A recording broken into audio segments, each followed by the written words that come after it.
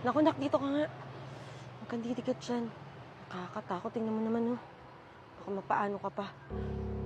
Anak, kita mo yung tattoo niya sa katawan? Ibig sabihin yan, masamang tao siya.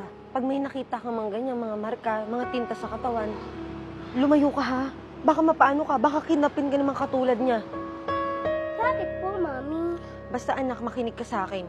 Huwag kang lalapit sa mga ganyang klase ng tao, ah. Excuse me, mawalang galang na ho, Naririnig ko si sinasabi niyo sa anak niyo. Huwag niyo naman hulasunin yung utak niya. Hindi po porket may tato, masamang tao na agad. Kakatapos pa naman ng misa, ganyan yung ugali mo. Bakit? Sino ka? Anong karapatan mo para pagsabihan ako? Hindi porket kakatapos ko lang magsimba, hindi ko na pwedeng pangaralan ng anak ko. Bakit? Totoo rin naman yung sinasabi ko, ah. Hindi naman po tama yung pinapangaral niyo sa anak niyo, Ba tinuturuan mo pa ako? Ano bang alam mo maliban sa pagdudumi sa katawan mo? Maging gago? Maging perwisyo sa lipunan? O hindi kaya maging sabog sa droga? Grabe naman po kayo. Hindi naman ako ganyang klaseng tao. Ay, hindi. Ganun ka. Kung matino ba naman yung pag-iisip mo, bakit dudumihan mo yung katawan mo?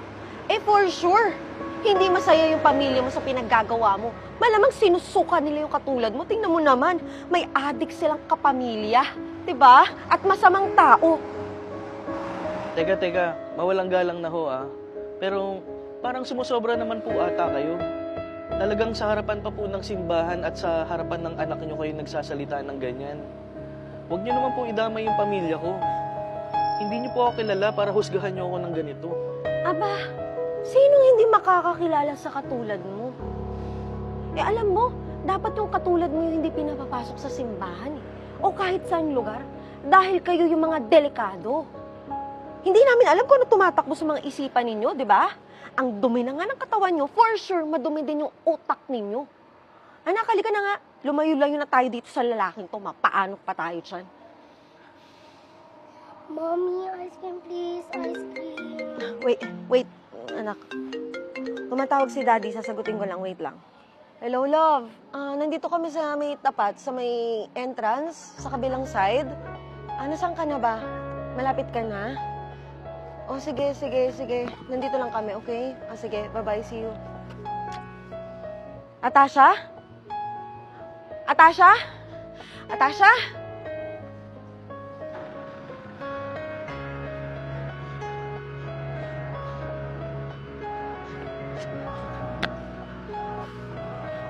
Mamang pulis. Tulungan niyo naman po ako. Yes po, ano pong problema? Nawawala po kasi yung anak ko. Kasama ko lang po kanina. Ano po, baka may nakita po kayo ditong batang babae dumaan. Mga nasa 8 years old po. Ganito katangkad, maputi. Nakatali yung buhok, naka-stripes na damit. Parang may napansin ako kanina dito eh. Ayun po ba yon? Ayun nga po, yun yung anak ko. Kasama niya yung lalaki. Sabi ko na nga ba, masamang tao yun. Tulungan niyo ko, huliin niyo po yun.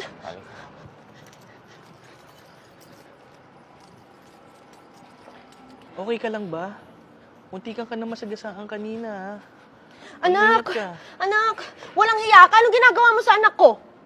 Anong balak mo sa kanya? Kikidnapin mo? Kidnapper ka, no? Sabi na nga, may masamang tao ko eh. Sisiguraduhin kong mabubulok ka sa kulungan. Manong pulis, huliin niyo na po yan. Boss. Teka, magpapaliwanag ako. Nagkakamali po sila. Sige, paliwanag ka. No, hindi niyo na kailangan magpaliwanag. Halata naman sa katawan at mukha mo kung anong klaseng tao ka. Anak, okay ka lang ba? Anong ginawa niya sa'yo? Tahan ka na, anak. Grabe naman ho kayo, ma'am. Lahat ng masasakit na salita, tiniis ko.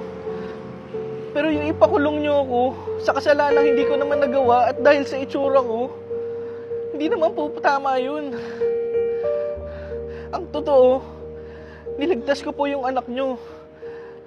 Dahil muntikan na po siyang masagasaan ng sasakyan kanina. Pus. Ano? Anak? Totoo ba yun? Totoo ba yung sinasabi ng lalaking yan? Napaano ka? Okay ka lang ba? Okay lang po, Mami. At totoo po, nanigtas niyo po kanina. At umiyak lang po ako kasi po baka po pagalitan niyo po ako kasi po tumakbo po ako nang wala pa po kayo. Yun naman pala, miss eh. Kapabayaan nyo naman pala, kaya kung bakit nagkaganyan yung anak nyo. So, miss, eto na lang po. Humingi na lang po kayo ng pasensya sa tao. Sorry. Pasensya ka na sa mga nasabi at nagawa ko. Pero hindi ko maintindihan bakit kailangan mo pa rin tulungan yung anak ko. Knowing na natapakan ko na yung buong pagkatao mo. Walang anuman ho yun, ma'am. Nakita ko kasi tumatawid yung anak nyo, munti ka na siyang masagasaan.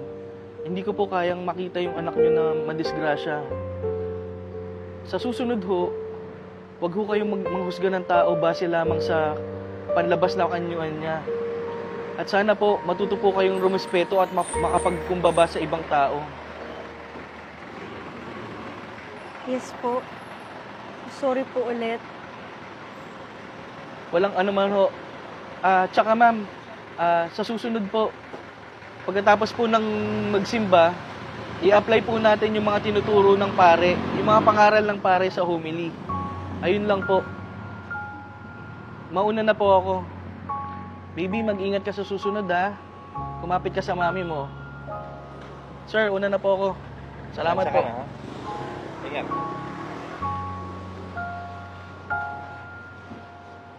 Paano, ma'am?